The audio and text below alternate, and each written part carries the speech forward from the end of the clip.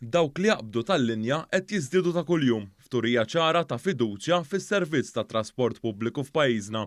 Dan intqal miċ-Chairman u l-Kap Eżekuttiv ta' Transport Malta f'intervista ma' One News. Huwa interessanti mill-figur li qegħdin insegwu li minn April law iż-żieda fuq is-servizz tal-linja kien ta' medja ta' 22-23,000 passiġġier kuljum.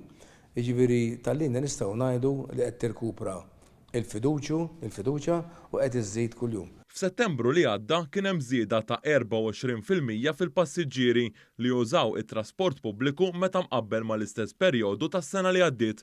Iċ-Chairman ta' Transport Malta spjega f'hemm diversi fatturi għal din iż-żieda, fosthom aktar turisti u studenti li jinsabu lura fuq il-bankijiet tal-iskola.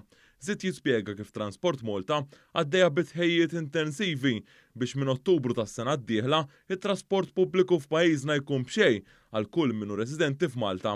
Din hija waħda mill-miżuri ewlenin fil-budget għas-sena d-dieħla li se tfisser li kull persuna tuża trasport pubbliku kuljum se tifranka ma' 300 euro fis-sena. Dejna diskussjonijiet għandna programm sieħ ta' xogħol prinċipalment mal-Malta Public Transport qed nitlu fid-dettall tar-rotot tas-servizzi x'nistgħu nantiċipaw, kif nistgħu naqdu fejn għandna bżonn inkomplu nimmigljoraw u dan qed isir l-awtorità l-Ministru tat-Trasport flimkien mal-Malta Public Transport. Dawn id-diskussjonijiet se jfissru li f'inqas minn sena se jsir iktar investiment fis-servizz ta' trasport pubbliku fosthom żieda fil-flotta biex taqdi aħjar id-domanda.